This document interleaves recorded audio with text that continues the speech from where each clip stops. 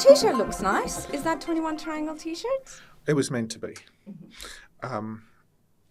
The name of the company came up just because I designed the logo. And I thought the logo looked good. And then we thought, what do we call it? People think business names, I mean, they can be specific or they can be just anything. Like they don't necessarily mean, what does Amazon mean or Prime mean? Or it doesn't mean anything until you give it an identity. So I wasn't too worried about what the name of the business was. I designed the logo, and then we had this thing where we just got feedback on what are all the different names, what's appropriate, and everything looked a bit pretentious. It looked like trying too hard. Mm-hmm. And so I thought, well, why not just 21 Triangles? I mean, why not? It doesn't mean anything until we give it a meaning. Wow. So then that's the way we went. And then a few years later, we asked somebody to have a look and say, look, I want to do something, look at what else we can do with the logo. But I don't want it to have anything to do with brains. Our business is brain, but I'm really aware that neuro's a bit topical, which means that it can be used and abused, and one day it won't be. And so I don't want to do any brain thing. Just see what you can do with the logo. So she ignored that and came back to me with this, which has our 21 triangles in a brain shape, and I instantly loved it. Problem is we can't use it because I didn't realise she just pirated somebody else's design. Oh, so we don't have the IP slide for adjustments and everything. So I got these wonderful T-shirts and a really cool design that suits us. And we could probably get on as concurrent use, but it's just not the right thing to do. So we just backed away from that. Okay.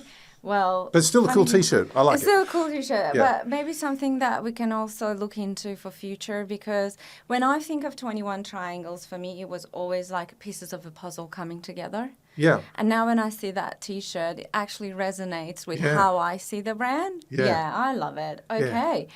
Well, today we are sitting with Michael McIntosh, the brain behind both NEURO-M and 21 Triangles. So, Michael, let's start at the very beginning. Take me back. Could you tell us about the core philosophy of 21 Triangles and why you believe true business success is rooted in a deep understanding of human behaviour? It was kind of an accident. I mean, I was more, my background's more in business and strategy and getting the day-to-day stuff right and, planning and looking after your customers really well and doing all of those things, which is just the everyday basics. And, there is some stuff ahead and get your market position right. So it came from all those. When I did my MBA, it was kind of just reinforcement of that. And then I wrote a little in trying to grab the MBA and turn it into something that could be easily accessible for a lot of people a lot of the time, and probably more for myself than anyone else. I wrote Bob's Buttons. And in writing that, I looked back at drew from what I'd learned, but also drew from a lot of my experiences. And in the end, it just ended up coming back to people.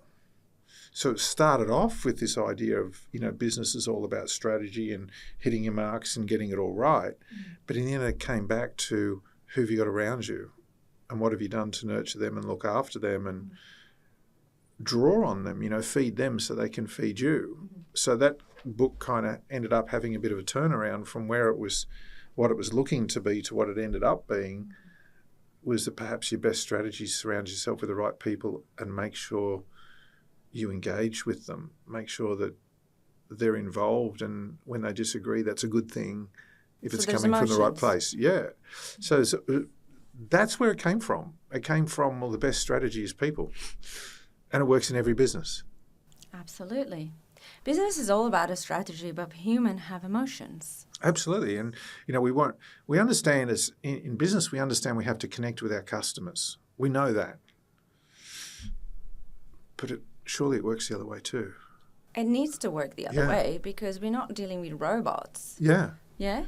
And then I guess later on, so that was the first part. And then the second part's probably even more important, is after studying therapy, the person that mattered most was yourself, because you can't help and engage with those people if you haven't done that with yourself, understanding your motives and understanding how you react and why you feel the way you do, and having some tactics for self-care and all those sorts of things. So it really came together to say, you get that foundation of self and others around you right. And then you've got so many options when it comes to what you do with your business, because you're connecting with yourself, with your team, with your customers. Oh, you've got a lot of scope now. So whilst I understand, and totally, I'm aware of business strategy and certainly operations, that's in the context of what's happening around that people-wise and who's it working for. So, yeah, it's both together. You can't have one or the other. That's kind of segmenting into my next question, which in your material you mentioned turning complex neurobiological science into practical business solutions. So can you give us a concrete example of this? How does something as complex as neurobiology translate into an actionable strategy for a leader or a team? Okay. So I guess the first thing I want to say is that I am not the guy who remembers the name of every chemical in every brain region, because it doesn't matter. There are some core functions, and they're the things that we can work with. Probably the biggest one that we deal with every day, there are two big areas. One of them is understanding motivation, what it really is. And I don't mean motivation as rah, rah, rah, yeah, let's do it, all that hype sort of stuff. I don't mean hype. I don't mean persuasion or anything like that. I mean true inner motivation, what that actually is and what its mechanisms are. Can you expand on that? Probably not without half an hour to dig into that. Maybe that's a subject for another one. But fundamentally, internally, we are motivated by pre-programmed fulfillment needs that helped us survive as a highly complex social species. Most people don't know what those are or how they have them behave, but if we look behind all of our behaviours, those form goals, and those goals translate into actions. And the gaps between the fulfillment or protection of fulfillment that we have and what we are likely to have, or the threats or what's possible, creates a stress, and that stress turns into motivational energy that turns into those goals, that turns into action. I love that. So I resonate with that a lot. Yeah, that's the really short part. But probably the one that we can work with most easily all the time is simply understanding the stress response. Simply understanding that our strongest, fastest reaction is to protect ourselves. And when we're in that mode, this smart part of the brain is receiving less blood flow, so less oxygen, and the action-oriented parts, the brain stem particularly, are receiving more. So when we're fearful, when we're feeling threatened, when we feel we need to protect ourselves or our status or our ability to act or our friends or whatever it might be, we move more into this primal fight or flight mode, which makes us, in practice, less intelligent. And it's like getting behind a fortress wall and just hiding there, and you throw rocks at the other person and then you duck behind your wall again. And all that does is create divisions, because we're protecting ourselves and they're protecting themselves. Naturally. And we just have these divisions. So that the first thing we need to have is safety, that everything has to be safe. We can be firm. I think leaders should always be firm and always be empathetic. Yes, they should be visionary and all those things too, but very firm, very clear, but also very warm and empathetic. And you can be both of those, but it's done in a calm way. It's done in an engaging, inclusive way. That's a very fine line you're describing at the moment, because as a leader or a director myself, sometimes there is a fine line between being firm or strictly micromanaging the team and being soft or a pushover. So, you know, we as leader always have that dilemma, is that where do we draw the line in the sand, basically, Yeah, and I think I don't think it's ever perfect. I think if you have an understanding of what boundaries you're going to create, and everyone understands those boundaries, and what empowerment looks and feels like when people are working within those boundaries, and what it doesn't look like when they're working outside them or not working outside, not working properly. As long as the boundaries are well understood, then that becomes a lot easier. If the boundaries are murky and people are arguing about what they should or shouldn't be doing, or expectations are a bit unclear, then it becomes stressful, because then you're negotiating. And as soon as you negotiate, it's difficult. So we don't want to negotiate in difficult conversations. We want to have a clear understanding of what's going on and then have commitments to maybe one or two alternatives or three alternatives paths forward. But it's always about empowering the other person, because the more control you give to somebody, the more information and choice you give them, the less reason they have to be resentful and pushing back. And again, that's, control is one of those things that we all need. They call it agency, agency over our own actions and choices. So you're giving a lot to our audiences, and I'm sure that a lot of them really want to master the art of boundary. So that's a topic that I'm sure they would be loving to hear more. So if you like to know more, make sure you get in touch with Michael McIntosh, and we'll make sure that we'll leave links and information for you guys to get in touch with 21 Triangles and Michael. Now, for the next topic, let's go to, I want to tell our audiences what we do, what 21 Triangles does. You help leaders and organizations navigate their greatest challenges. What is a common challenge you see business facing today that your unique approach is perfectly suited to solve? So I think every business, from a business sense, I think rapid change is just phenomenal. The speed of change, as soon as you've got it right, the rules are changing. So being agile is really important. And I think also where we have, particularly in Australia at the moment, but a lot of countries in the world, we have quite high employment. So you do need to really engage with good people. You can't afford to be difficult or, too uncompromising. You have to be firm. If you're not firm and you don't have standards, you lose your best people. We don't want to do that because the best people love working to high standards and being part of a high-performing team. But outside of that, I come back to two critical things that I come across all the time. Yes, there's who's the selection of who's joining the team and being very careful of that and nurturing your culture and doing those things. They're really, really important. But I come back to two big stumbling blocks, and it's where we start the conversation. Managers who are, and particularly leaders, I call it loneliness of leadership, where people feel they're on their own, that they've got all the pressure, they're carrying the responsibility of the business, their family, and also a lot of leaders feel responsible for their people, that, hey, I've got to pay these people, I've got to keep them in work, I've made a commitment to them, they've made a commitment to me, I've got to do my thing. So that I think the isolation that leaders can feel is probably one of the biggest ones. So my approach with that is I understand that. I've been through that too. And it's just being there helping people as a support, knowing where they're coming from. Their lives are different to me and their pressures are different. But having the personal, confidential, left to field, so not involved day to day in the business. And I think that's probably one thing that our longest standing clients, we've got clients we've been with for, well over 10 years. And that's probably in the end, even though we might have been initially engaged to do more specific things, in the end, that's where it always evolves to. It's just somebody that the leader can talk to about anything they want to, totally confidential, totally in their own interests. And I think everybody needs at least one, but hopefully a few people they can do that with. Because other people have an angle or a vested interest. And it doesn't have to be me, but people need to have someone that they can bounce on to. And someone who's not going to just give them the answers. You're there helping them as a mirror. You're reflecting ideas back at them. You're perhaps sharing other experiences, but never telling them what to do.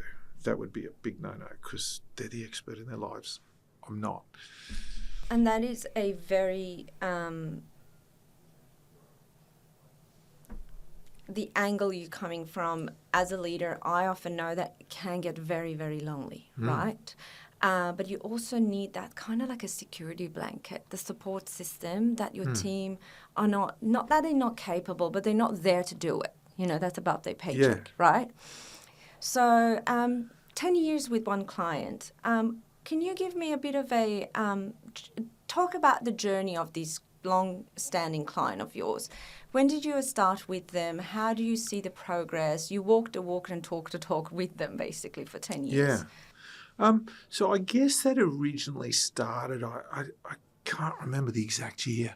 It might have been 2011, it might have been 2013. I can't remember. So that's even more than 10 years. Yeah, I'm not great with dates. That's all right.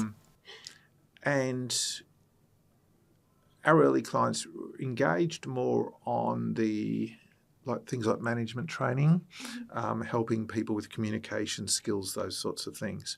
And we've done a lot of that. And so with that client, we've done that. We've done recruiting probably at the more senior levels with them. So managers and, the general manager, that sort of stuff, because it's really important that person's a good fit. And it's kind of good that when you know the business and you know the people, you're not just shoving a name and a resume in front of someone. It's about understanding the sort of personality that's going to work in that business, how the directors work and feel, what the culture of the business is, knowing the managers and saying, okay, we're going to work in with these people. It has to be either you want a lot of change, but in that particular case, we didn't want change. We wanted more stability. So it's who's going to provide that stability and that support, not going to micromanage, not going to interfere. People know what they're doing. Someone who's going to work in and support everyone around them. And I guess, that's been an important thing to help with that team, and it's been really stable. I mean, they've done a lot themselves too, but, probably those senior roles is the most important part, and that's backed by my assessments. So, because the assessments are a key part of your business and work. Yeah. Absolutely. I think it's, and the reason for that, is that what you were going to ask? I was going to say, what's the point of your 21 triangle assessments? Can you tell me the difference between them and the standard assessment that you might get from your everyday recruiter? Okay, so the majority of our assessments are on applicants, whether they're people that we're dealing with, or in fact the most is for external people who sit outside, and all we see is a name and an email address and a phone number, and that's all we get. And so then we do the assessments on those people. And I think the difference is that we have a few different assessments that are looking at things from different angles and allowing them different opportunities to be honest and to be dishonest. When normally people just fill in a form and the computer spits out a result or a chart or something, and you have no idea how honest people are, and you're also getting a fairly one-directional view. I think the advantage of ours is that we're looking at different levels of consciousness, different ways of decision-making, and we're comparing them and saying, does this make sense? When we add it all up, what does it mean? What are the questions that it asks? So, for example, if you're doing this between a first and second interview, there'll be some questions that come up out of that to say, all right, this person's got a temper. Okay, that could be a bad thing. Sometimes it could be helpful.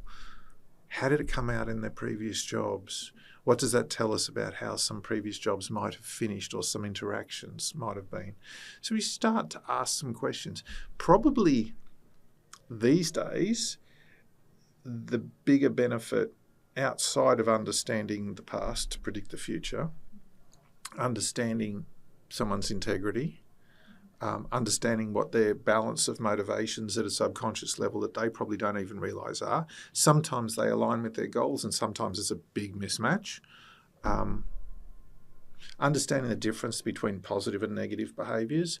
So there's a very popular temperament profiling business worldwide that basically says you're a spot on a chart because it's grouping everything together.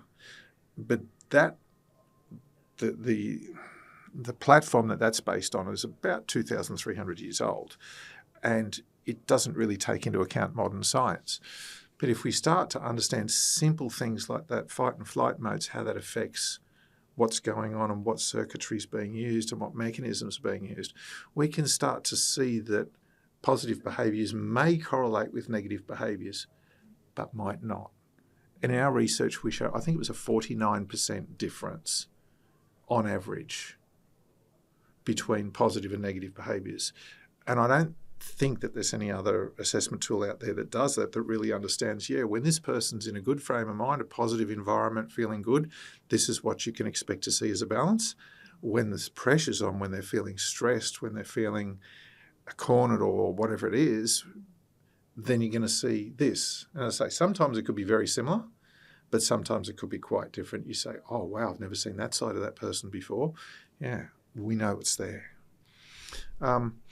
Probably the biggest benefit after all of that is if we want to employ this person, so rather than it just being a screening tool, how do I manage this person? How is this person going to be engaged? What are their triggers likely to be? How do we work with them? What can we expect if they're in a stressed state? What is that going to look like? Because some people just withdraw and go quiet, and it's easy to assume, oh, they're okay. Sometimes when people quiet, that's just because they're really stressed and they're just disengaging to protect themselves. So we should, if we can predict that, then we know when to go to them and say, hey, is everything okay? Yeah. So I guess that's probably the biggest difference. Oh, and the last thing with that is that it's not necessary, but we do it all the time, is that I actually do an analysis comparing, and I just do like basically a 2-page summary of like 50 pages of reports. We just do a quick 2-page summary that brings everything together. So people don't have to read everything. I mean, no one's got time for that. No one's interested. You just want to look at the headlines. And in 2 pages, there's just a headline of, yep, this is what it looks like. This is what it adds up to. It could be this, could be that. This is how they're likely to behave. This is probably a good way to manage them. This is what they're motivated by. And you grab that in a snapshot. So I think, and probably another great thing that goes with that is that we all have our gut feeling that we put into things, and people really hire on gut feeling. Absolutely. It can be fear, oh, I need the job filled so anyone will do, or it's gut feeling that I really like that person. Mm-hmm. And none of that's wrong. But I think for the best decisions, you want to say, well, what other info can we get? Based on truth and facts, right? Yeah, and I've found references to be really unreliable.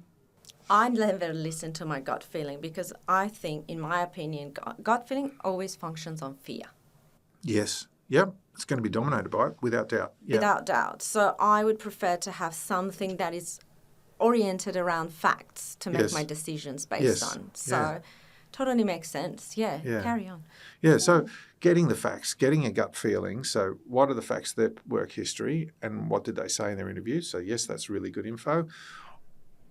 What's your gut feeling about them? I wouldn't discount that entirely. I just wouldn't rely on it. It's good info, but it's not everything. But people really do rely on it too much. And then what other information can we get? And if we've got evidence that sits outside of that, then that's just going for better decision making. And again, there's a fairly large company that we do lots of assessments for on all of the people who join them. And for the last 7 years, I mean, they did a trial for probably 6 months, but since then, everybody who goes into that business comes through our testing and we never meet them. I don't think they're in the habit of wasting money. So there should be a benefit. There's definitely a benefit. And I'm going to just kind of circle back to the beginning when you said change is one of the biggest challenges majority of the business are dealing with, and the quick turnover of a staff. So this kind of does a lot of risk management. For when you hire, you're actually making a long-term investment. Yeah, I mean, I really don't like bums on seats. I mean, it just means you're just churning. And I understand that some jobs and some industries are inherently unpleasant. You know, they're just not comfortable places to be, or, remote work and things like that pay a lot of money, but the toll on mental health and relationships and stuff is really hard. Sorry, what was the question again? No, I was just imagining guys on remote work sites that I've spoken to who've gone through really big mental health problems because of that. I lost the question. No, I'd like to hear more about that because I think that's kind of segmented into how we do it, right? So guys on the remote field dealing with a lot of mental instabilities possibly. Tell me a little bit more about how do we overcome these challenges? I think that there are some, so I don't work with employers who, and not by choice, but it's just not something I've been involved in, who have big remote operations like mining companies and things like that where they'll have fly in, fly out. but inherently they're social situations that some people will do well in and some won't. But they end up going back to little rooms that they sleep in. They're away from people. Maybe they start getting the habit of drinking. But, loneliness and isolation is so terrible for mental health. It's toxic. And people think they need to do it to earn the money, or it's the way to pay. House prices are ridiculous, so they feel they need to do it. Or they want to do it. They believe money's going to make them happy, or that new jet ski or ute's going to make them happy, and it doesn't. So you do get, and some people are okay with it, but any remote work, whether it's rural work or whether it's fly-in, fly-out type work, is really difficult. We are a social creature. We are a social species. It's what we are. And isolation and not being with loved ones is really, really hard. And I think we need to be really careful as a society, is throwing more money at those people the solution? It might get whatever it is you're digging out of the ground. But is it taking care of the person, and how sustainable is it? I just think that's a question that as a society we have to, and I don't have an answer for it, but as a society I think, you can't prevent people. You can have movie nights and you can do things and they're all great, but if people are missing their family or they don't have those close, personal, safe relationships, to satisfy the need for attachment, they're going to be unwell. And I don't think that's been addressed. And I don't have an easy answer for you. The Army does it actually reasonably well, because you get a group of people who are living on base, but they're very stable and there's small groups and they get to form really close relationships, which is critical for the military, because the relationship has to be strong enough that I'm going to put my life on the line to save you. So it's really critical. They work with that. Brothers in arms, they form friendships that last for a lifetime. But they're not flying in, flying out. They're there, they're living as a family. They're experiencing things through training or through action as a family. And you can have normal family dynamics with its ups and downs. That's generally going to be healthier than a bunch of one-off people shoved temporarily in together and struggling with relationships. Some people are fine with it. It's just risky. So I want to ask you a question. The assessments and the assessment kits, I understand that there are some that the leaders and the directors can use as they are going through the recruitment process at the beginning. But is there any assessments with 21 triangles that touch base during the employment? With Absolutely, that? yeah. Okay. So, can you give us a bit of an instance on basically what I like to know a little bit more? Because you have a saying which I can resonate with a lot, that you say, your success is our success. So in that, and then client come up with you that 12, 10 years of relationship, it speaks for itself. The results speaks for themselves. But I want to see if there isn't a story that you can share with us on a specific example or a case study that your philosophy guided a decision or a long-term client relationship with the employee. I think a specific example is difficult because we kind of do it all the time. All the time, right? Yeah. Something that stands out more than the other cases, perhaps. I think that there's been... Yeah, okay. So probably without... Again, it's going to be a bit more generic, but it's happened, and I'm going to mix up, case studies, if you like. But I think probably the biggest part is where somebody's a bit lost. They're a bit disengaged from the business. They're feeling a little bit left out. The shine's gone off. And we all go through that a bit. And really having a conversation. Sometimes, somebody's, it's time for them, because people get bored or they've achieved their goals or whatever. But often it's from a misunderstanding, it's from poor communication. Maybe someone feels micromanaged, maybe they feel ignored.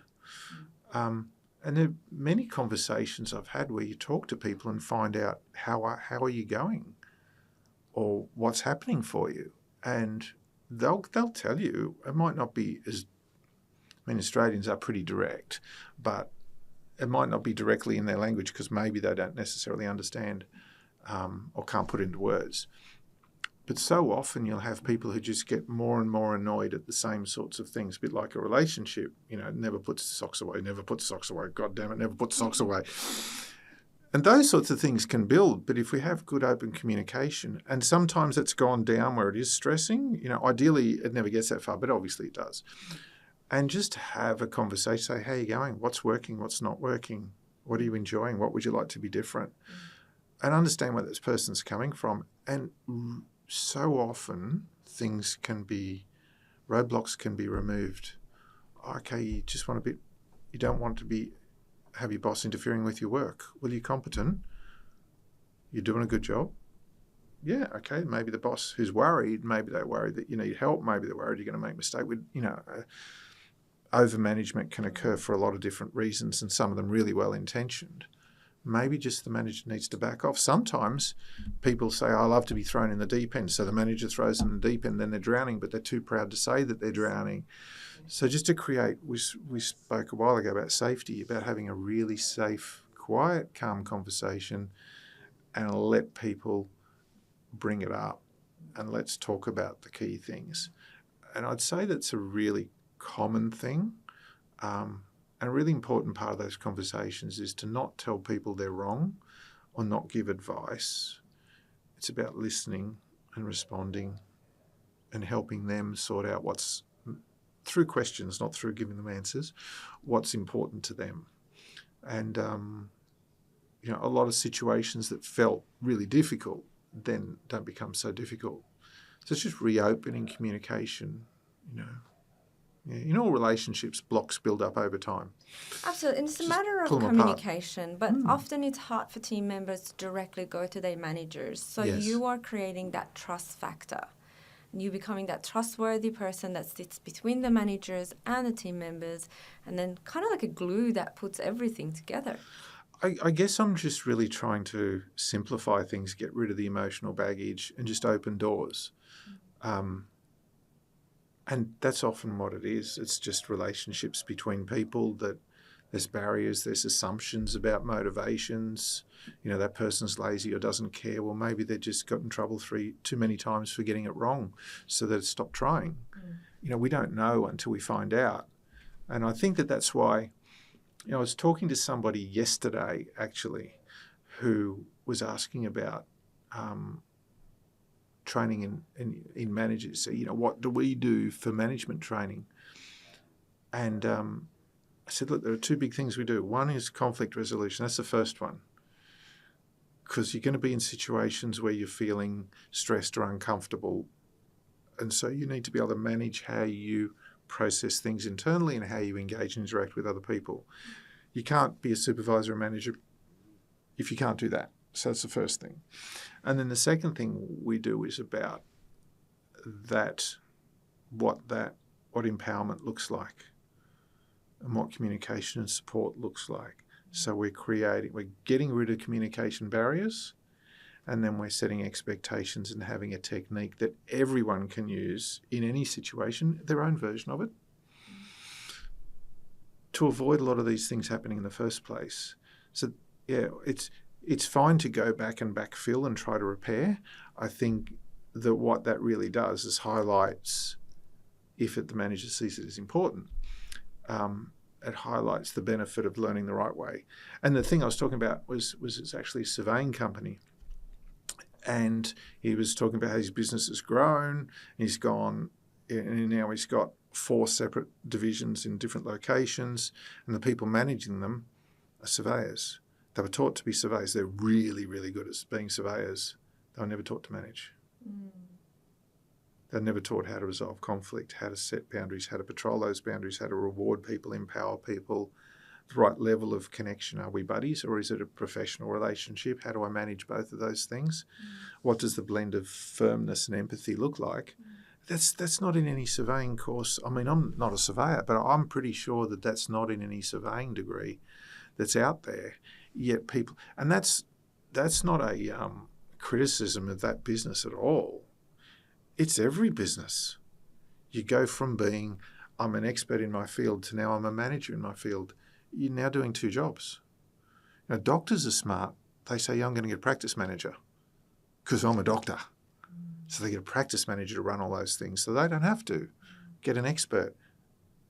You do what you create the most value in, have somebody else do what they create the most value in. It's a much better way to go about it. And I think that's the best advice you gave me, because as you know, sometimes I think we're capable of doing everything and anything, but no. We're not. We're not. We need help. Yeah. And it's okay to ask for some help.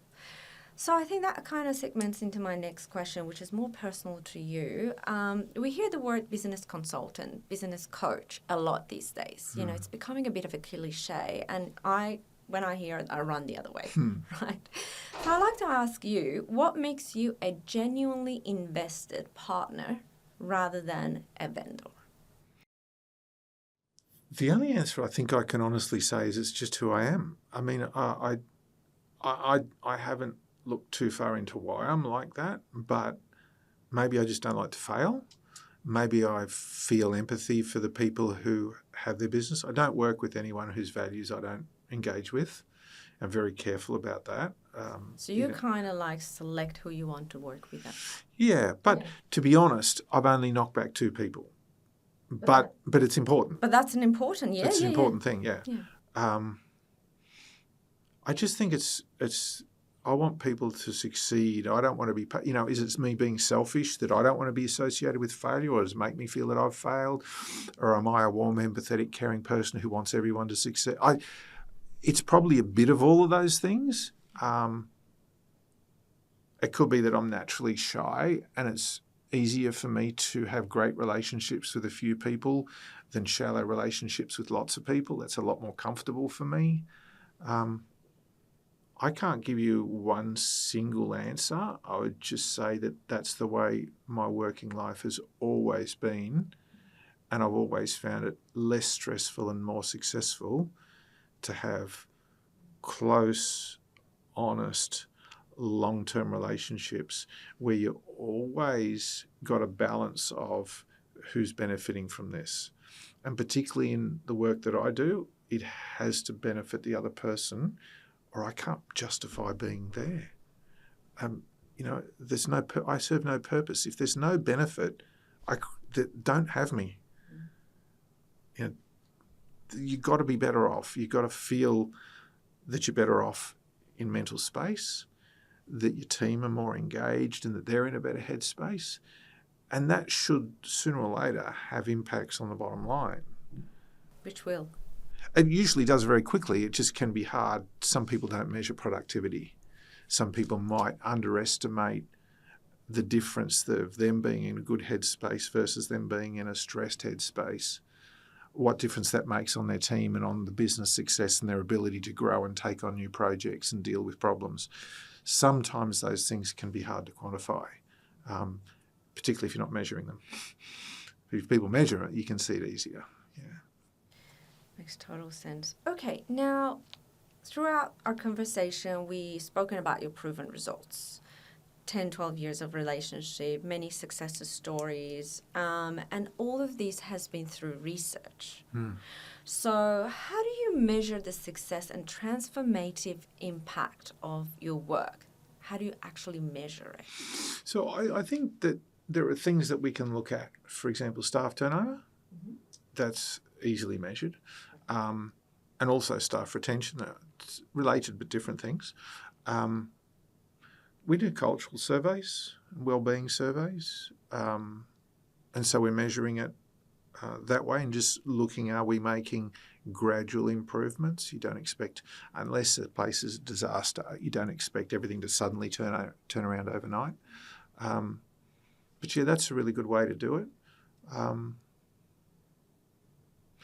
You can look at just other surveys, 360-degree surveys as well, which can, gives you feedback on how people are going from many different angles. 2020 vision.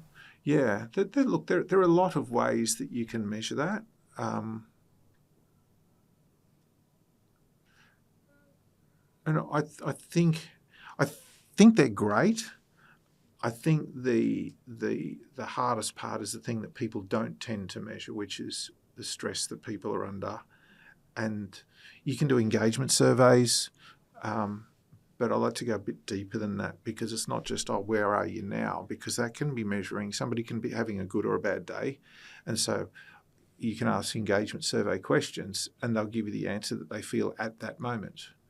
Where we really want to look at a longer term thing, we want to see, okay, well, what are the progressions been?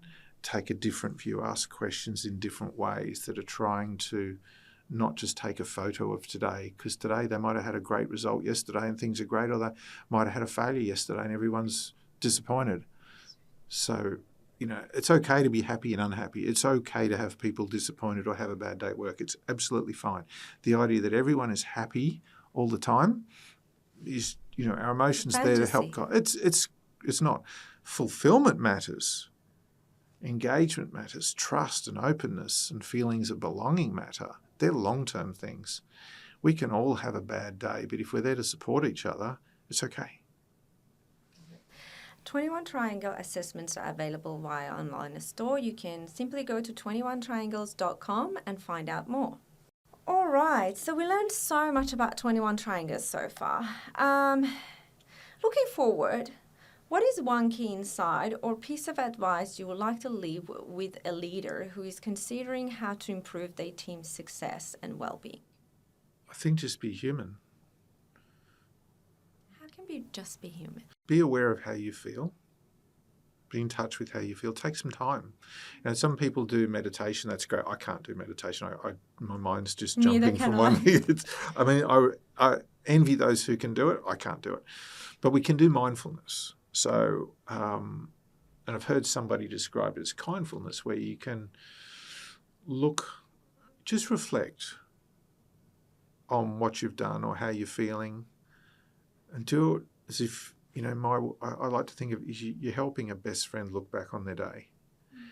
And if you do that, you're going to be celebrating their achievements and you're going to be forgiving of their errors. And they're not going to argue because they're your best friend. They're just going to accept that they're human, they made mistakes. And the more we speculate that way, and the more that we stop focusing on narrow things and on this particular task, the more we wonder, we actually change the mode that our brain's working in. We move from a task-positive network to a default mode network, which makes us more in touch with deeper knowledge, so intuitive knowledge, feelings, and the feelings of other people. It gets us speculating and wondering. So rather than digging ourselves in a hole, and that's great if we have to focus on something, but in those sorts of environments, like, I wonder, what am I feeling? I wonder what the other person was feeling. And that should always stop at wonder, because you don't know. That opens up a whole new world of processing. And it's always non-judgmental. It's always totally forgiving. And that puts us in a position of acceptance. And you might look at someone else's behaviour. We judge other people by what we see. So we think that somebody else's behaviour, and this is a thing called attribution theory by a guy called Hyder, I think it was 1958 or something, published it. It's very true. He said that all humans, we're all amateur psychologists, and that when we see somebody else's behaviour, we see it as who they are. That person behaved like that because he's lazy, she's greedy, he's selfish. Stickers, stamps. Yeah, labels. And it makes the world very easy for us to understand. Problem is, we know that when we do something, it's because we're reacting to the situation we're in. So here we are putting people in situations and then judging who they are, not how they react to the situation, but who they are in terms of their values and their morals and all of those sorts of things, based on how they reacted in that moment to that situation. If we look at it with, instead of judgment, we bring curiosity and compassion and forgiveness, we can accept that they did the best they can. We don't know what stresses they had outside of work. We don't know if it reminded them at some level of a situation that was terrible or fantastic for them in the past. We don't know any of that. We just work with patience.